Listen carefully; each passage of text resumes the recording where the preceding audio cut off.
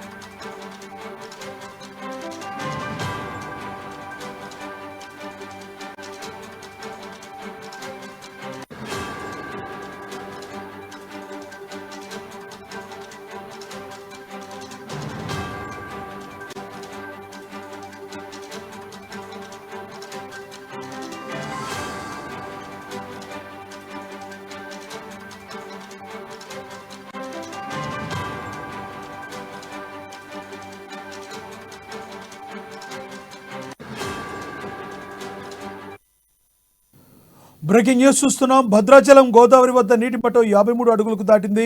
దీంతో అధికారులు మూడో ప్రమాద హెచ్చరికలు జారీ చేశారు. భారీ వర్షం వరదల కారణంగా పలు ప్రాంతాల మధ్య రాకపోకలు నిలిచిపోయాయి.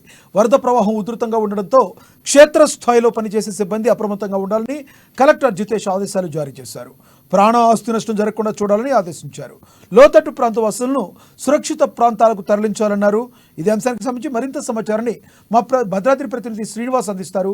శ్రీనివాస్, చెప్పండి, మీ దగ్గర ఉన్న తాజా సమాచారం ఏంటి? Thank you Lakshminath.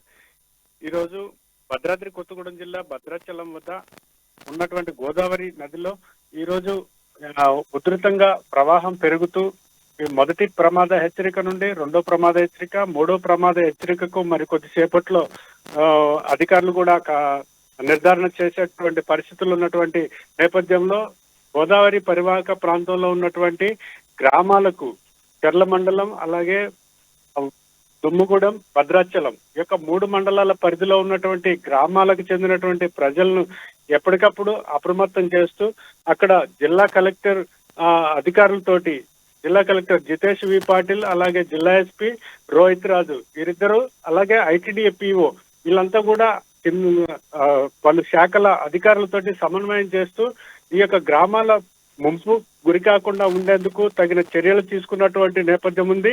అలాగే ఈ యొక్క భద్రతా బలగాలను కూడా డిఆర్ఎఫ్ బృందాలను కూడా ఈ యొక్క గోదావరి పరివాహక ప్రాంతంలో సిద్ధంగా ఉంచి ఎప్పటికప్పుడు ఏర్పాట్లు పర్యవేక్షిస్తున్నటువంటి నేపథ్యంలో భద్రాచలంలో ఏర్పాటు చేసినటువంటి పునరావాస కేంద్రానికి 2 కాలనీలకు చెందినటువంటి 50 మంది ఈ యొక్క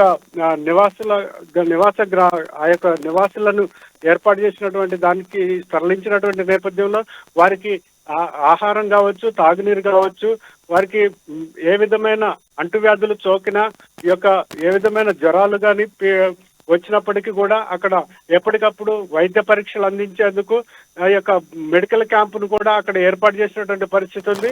ఆ యొక్క పునరావాస కేంద్రంలో బ్లీచింగ్ చల్లి ఆ యొక్క దోమల నివారణకు చర్యలు తీసుకున్నటువంటి నేపథ్యం కూడా ఉంది. ఈ యొక్క భద్రాద్రి కొత్తగూడెం జిల్లాలో ఉన్నటువంటి పలు మండలాలకు ఈ యొక్క వరద ఉధృతి వలన, అలాగే గ్రామాలకు కావచ్చు, మండల కేంద్రాలకు కావచ్చు, కొన్ని చోట్ల రహదారి సౌకర్యం కోల్పోయినటువంటి పరిస్థితి కూడా ఉంది. అలాగే సారపాక, బూర్గంపాడికి మధ్యలో ఉన్నటువంటి గ్రామాలకు రహదారి సౌకర్యం కూడా కోల్పోయినటువంటి పరిస్థితి ఉంది.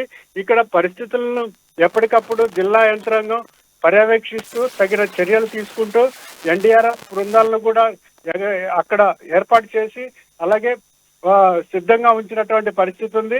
అలాగే అల్లూరి సీతారామరాజు మన భద్రాద్రి కొత్తగూడెం జిల్లాకి ఉన్నటువంటి ఆంధ్రప్రదేశ్ కి చెందిన అల్లూరి సీతారామరాజు జిల్లాకు రాకపోకలు పూర్తిగా నిలిచిపోయినటువంటి పరిస్థితి ఉంది.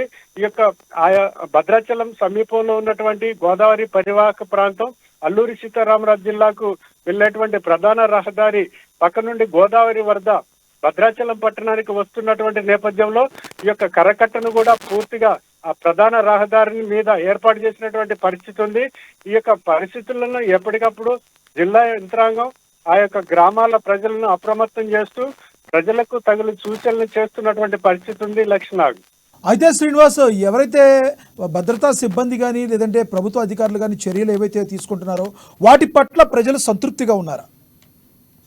తప్పకుండా లక్ష్మణ, అక్కడ జిల్లా కలెక్టర్ కావచ్చు, జిల్లా ఎస్పీ కావచ్చు, అక్కడ ఐటీడీఏ భద్రాచలం ఐటీడీఏ పిఓ కావచ్చు, వీరందరూ కూడా ఈ యొక్క పలు శాఖల అధికారులను సమన్వయం చేస్తూ ఆ యొక్క ప్రజలకు ఏ విధమైన అసౌకర్యం కలగకుండా వారికి భోజన వసతి కావచ్చు, వైద్య సౌకర్యం కావచ్చు, తాగునీటి వసతి కావచ్చు, వీటన్నిటిని కూడా అక్కడ పునరావాస కేంద్రాల వద్ద అలాగే ఆ యొక్క ముంపునకు గురయ్యేటువంటి పరిస్థితులు ఉన్నటువంటి గ్రామ ప్రజలకు ఎప్పటికప్పుడు తగిన సూచనలు చేస్తున్నటువంటి నేపథ్యంలో ప్రజలకు ఏ విధమైన అసౌకర్యం ఏర్పడలేదని చెప్పేసి కూడా వారు తెలియజేస్తున్నటువంటి పరిస్థితి ఉంది. Lakshman, thank you Srinivas.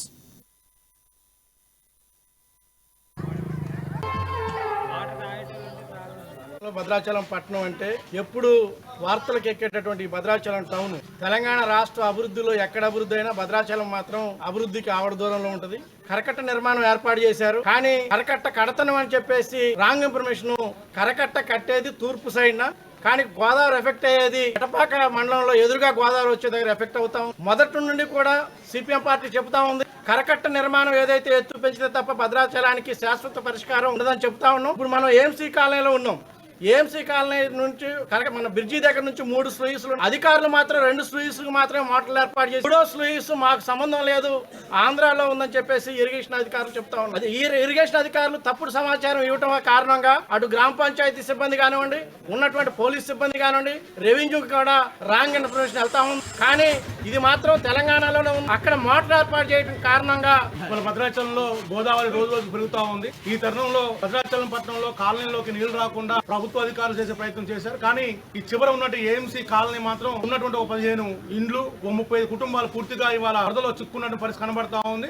వాళ్ళందరినీ కూడా ఇప్పుడు అధికారులతో మాట్లాడి పునరావాస కేంద్రాన్ని తరలించాం. ఈ నీళ్లు రావడానికి ప్రధాన కారణం ఏంటంటే ఆంధ్ర తెలంగాణ అనే పేరుతోటి ఉన్నటువంటి స్లూయిజ్ అయితే ఉందో ఆ స్లూయిజ్ లీక్ అవుతా ఉంది. రెండోది యువతలో ఉన్నటువంటి ఈ బ్యాక్ వాటర్ అంతా కూడా అవతల పంపాలి, డంప్ చేయాలని పరిస్థితి ఉంది. ఆ రెండు ఇక్కడ జరగట్లేదు. అక్కడ అధికారులు ఒకరి మీద ఒకరు పెట్టుకొని ఆంధ్ర తెలంగాణ ఆంధ్రాని పెట్టుకొని వాళ్ళ నీళ్ళని ఎటు తేల్చకుండా ఉన్నటువంటి పరిస్థితి కనబడతా ఉంది. తక్షణమే అధికారులు ఈ స్లూయిజ్ సంబంధించి ఏదైతే ఉందో ఆ స్లూయిజ్ కూడా వెంటనే మోటార్లు ఏర్పాటు చేసి నీళ్ళ అవుతుంది మొత్తాన్ని కూడా అవతల డంప్ చేయించాలి. రెండోది ఆ లీక్ కాకుండా అక్కడ ఇసుక బస్తాలు వేయడం కానీ లేదా ప్రత్యామ్నాయ ఏర్పాటు చేయడం కానీ చేయకపోతే ఇంకా ప్రమాదం జరిగే అవకాశం కూడా కనబడతా ఉంది. భద్రాచల శివారు ప్రాంతంలో ఉన్నటువంటి ఏఎంసీ కాలనీ గోదావరి పెరగడం వల్ల కాకుండా బ్యాక్ వాటర్ వల్ల మునిగిపోతున్నాం. దీనికి కారణం కేవలం అధికారుల నిర్లక్ష్యం. ఎందుకంటే ఆంధ్ర తెలంగాణ అని చెప్పి బోర్డర్ లో ఉన్నటువంటి స్లూయిస్ ని అక్కడ మోటార్లు పెట్టకపోవడం వల్ల ఇది అనివార్యంగా ఇక్కడ పెరుగుతున్న పరిస్థితి. వాస్తవంగా అది ఇప్పుడు మేము మ్యాప్ చూసాం వాళ్ళ దగ్గర, గా చూస్తే తెలంగాణలో ఉంది ఆ స్లూయిస్. దీనికి ఒక మోటార్ పెట్టి నీళ్లు లాగితే ప్రత్యామ్నాయంగా ఈ సమస్య ఉండదు. కేవలం అధికారుల నిర్లక్ష్యమే. ఒక మోటార్ వల్ల సమస్య అంత పరిష్కారం అయితే ఇప్పుడు ఒక 35 కుటుంబం ఎఫెక్ట్ అయ్యే